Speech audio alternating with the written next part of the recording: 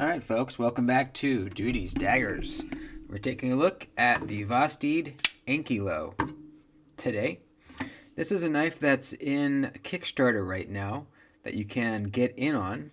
This one they sent me here is a prototype. The only difference is the ones in Kickstarter are going to have some little cool milling lines on the aluminum here.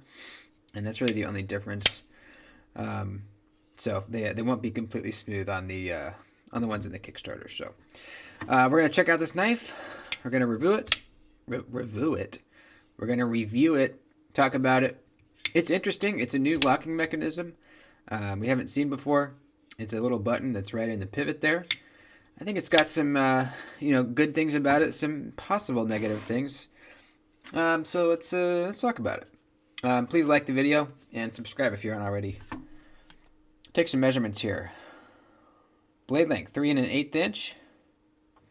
Cutting edge is just under 3, 2 7/8 cutting edge. Handle is about 4.5 inches. Overall, about 7 3/4. Let's get out some knives for size comparisons.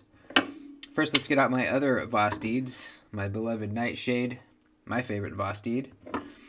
And I also have the new Raccoon version in their top button lock, top liner lock kind of deal. Same size as the other Raccoons, just a different locking mechanism. So it's right around the same size as all these guys, but it's quite a bit thicker if you look down from the top. It's a chunky boy, quite chunky. Let's get out some others. A couple Spydercos, how about a pair of 3 and a PM2.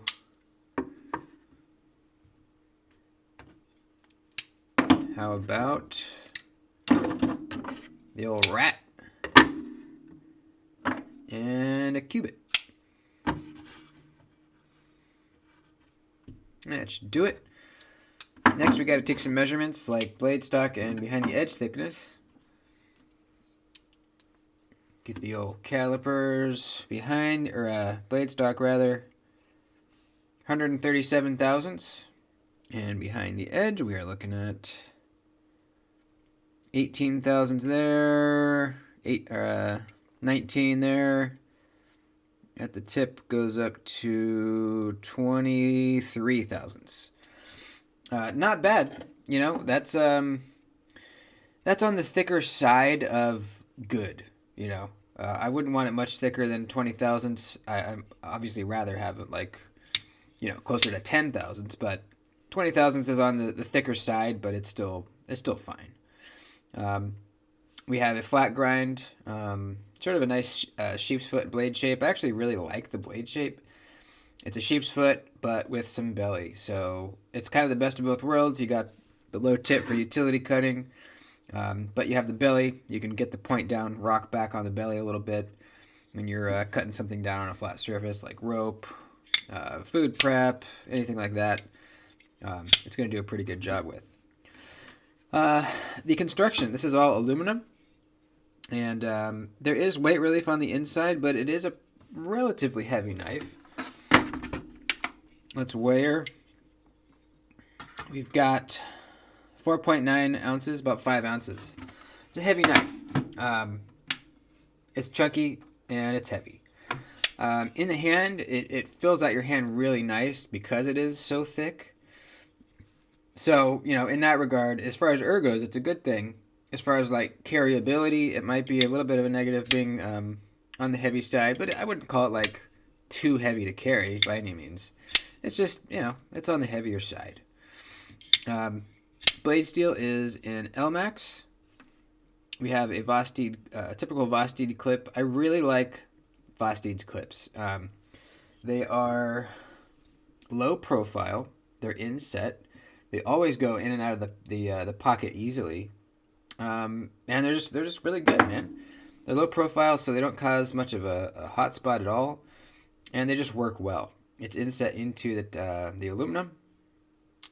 We have a lot of deployments on this knife. We got a regular flipper, we got front flipper, and you got the blade hole that you can reverse or thumb flick, or you could just push the button and kind of fling it out like this. Vosteed kind of goes crazy with the deployment methods on a lot of their knives. In my opinion, while it can be fun to fidget with, when you have so many deployments, one or two of them is not going to be great with the detent strength. If you have one, maybe two deployments, you can really dial in that detent to be really good for that deployment. When you have so many, one of them is going to suffer. And I think on this knife, it's the regular flipper here. Not only is it much kind of a small tab, it kind of pushes your finger off. So check this out. You flip it, this front flipper comes around and hits your finger and kind of pushes it down. So you cannot push button it because it actively pushes your finger out of the way. It's not like it pinches or anything, but it just pushes you down. So you got to light switch it, and because it is kind of small, you feel like you're going to slip off of it. There is jimping on it, which is absolutely necessary. If there wasn't jimping, I think it would be really hard to flip. But it's fine. It's fine. It's just not great. The front flipper, better. You know, it's a good front flipper. Nice leverage on there. There's jimping. I wish it was kind of the finer jimping, but it seems to be grippy enough. You can do like the side finger deals. You can kind of do over the top, but you got to make sure you're not grabbing it on the button. So you got to be kind of down here, which feels weird, or like, yeah, you can't really go above it. The reverse flick's pretty good. Thumb flick, pretty good too. Centering is pretty good. Action. It's not bad at all. Now, I don't really know what's providing the detent. In fact, actually, you know what? I do see a detent ball in there. Not sure if you'll be able to see it or not. I haven't taken this apart, and so I'm not really sure what's going on the inside. There's no way to really tighten the pivot, so I don't know if this can start loosening up on you, how you would tighten that down. It might not even be able to loosen, just judging on how the mechanism is built, so that might not even be an issue. I just haven't really taken it apart to see. It's an interesting mechanism, you know. Feels like it has a better detent than a lot of regular button locks that I've tried. A lot of button locks can be very mushy. This one, not bad. You know, it's not the snappiest thing ever, but it's also not like super mushy. I can definitely feel the regular flipper. Let's see. Yeah. It's actually pretty hard to feel the reverse flick. The front flipper is pretty good actually, so not bad at all. It's interesting. I don't really. I'm trying to think of like the benefit of why you would want this locking mechanism over just like a regular button lock. It would be placed different. Usually regular buttons are kind of like right here. Maybe you're getting a better detent with this mechanism. That's really the only benefit I can see, aside from it being cool and different. That's a factor. It's cool and different. When you're gripping the knife, it's choked up, your pointer finger lands on that button, but unless you're really trying to push it, I don't think you're going to.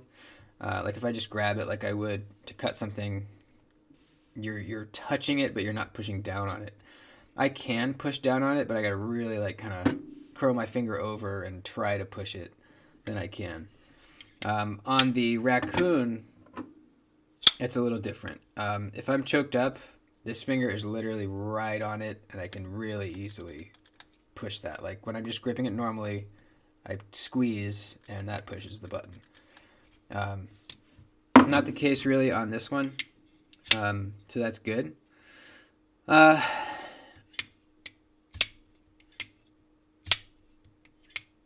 It feels like there's like metal on metal sliding, like metal sliding on metal is the kind of feeling I get. Not super like frictionless in the pivot. You can even kind of hear it. Kind of like a shh.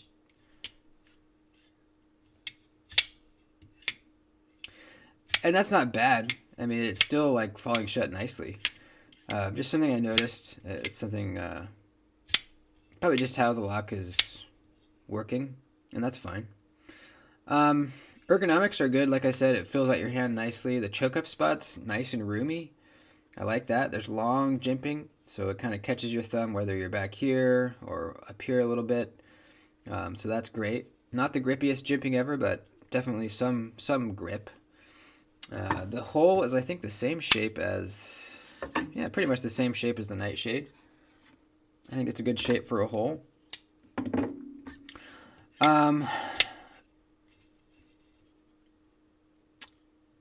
Overall, I think it's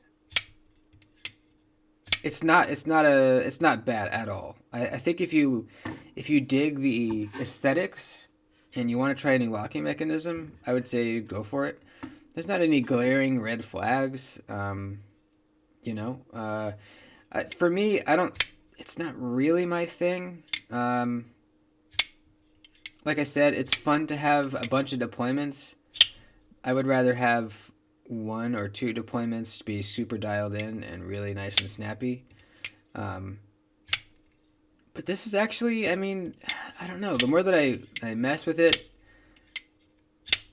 I can't say very many negative things about it. I mean, it's pretty good. I mean, honestly, pretty good.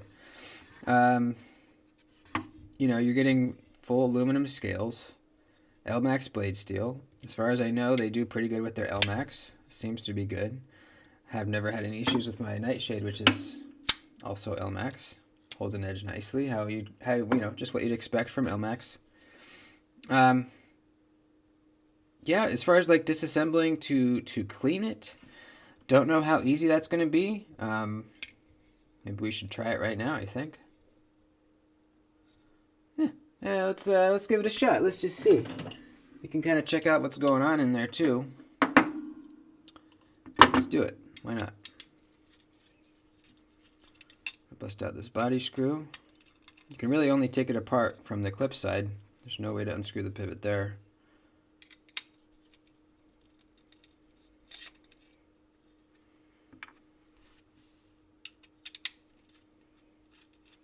I don't foresee it being easy to disassemble, but we will find out. So these up here are T6s. I'm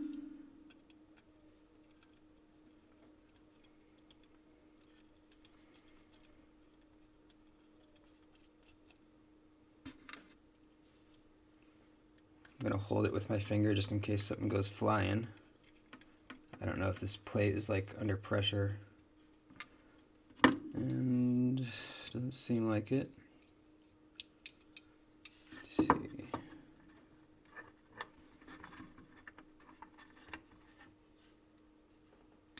Okay, that's lifting off. Ooh, wow. Holy shit. That is a lot going on in there. Look at that. Look at that bearing. Huge, wide, very large bearing there.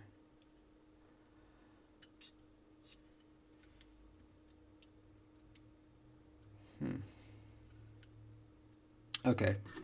So this is pretty much the lock bar. Or liner lock. There's the D10 ball. You can see it right there. And it slips right into this notch right here. Right up in here. And to disengage, you push this button, which moves this plunger and pushes that out of the way. So yeah, not super complicated, but yeah, definitely a new thing, that's for sure. Should we disassemble it further? You could take this plate off.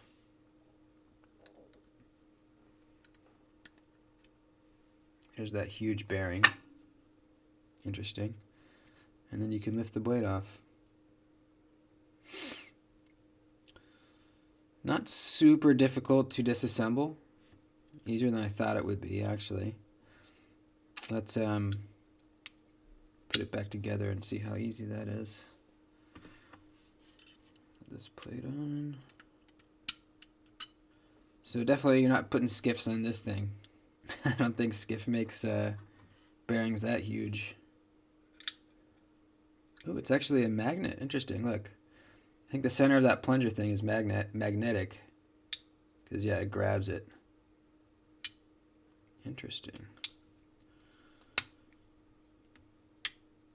And now with that plate off, we can see it work. So that pushes it locked. And then you push the button, that lifts up, and it's able to move.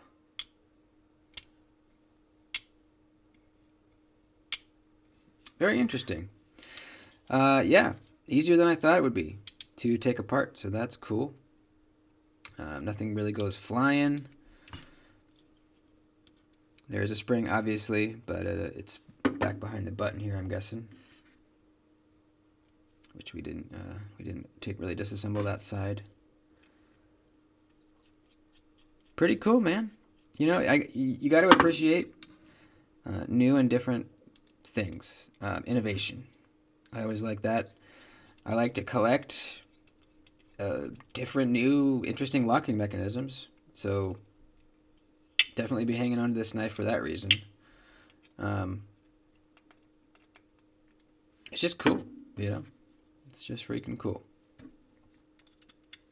It's almost taking a spin on the like the top liner lock kind of thing, like on the Smock or, you know, the new Hedgehogs. Kind of a similar concept, but actuated by a button that's connected to the pivot, pretty much. Now, as far as like getting play over time and being able to adjust that, I don't really see that happening, how this works. I wonder if I tighten these down tighter. Okay, yeah, that's definitely affecting. That's way tighter. Interesting. So if I back these off a little. Yeah. Okay. Well, there you go. That's kind of your answer. You can adjust the tightness of the pivot with these here. Snug them down a little bit. Yeah. It is a rock solid lockup. I mean, there is zero movement, and I'm really muscling it. It seems like a pretty dang strong lock. You know, maybe we should test this lock. Maybe we should do like a torture test with this. What do you guys think? Should we torture test the Ankylo? Let me know in the comments. I want to do a torture test, and I was thinking I was going to do it with the CGRB Echo. That was my original plan, but now I'm thinking maybe we do it with the Ankylo. Let me know in the comments which you would rather see a torture test on. So there we go. That's about it. Yeah. I'm not sure why they're doing a Kickstarter with this. They're an established knife manufacturer who has a lot of knives out already. It seems odd that they would do that. You know, I'm sure they can afford to just make the knives and sell them how they always do. Regardless, it's up there. I'll put a link to it down below, and you can get all the information there and you know, see when they're going to be made and all that info. How much it is. It's under $200, I'm pretty sure, but I'm not exactly sure. So just go check the link. That's it. Please like the video before you head out. I'd appreciate it. I'll see you soon.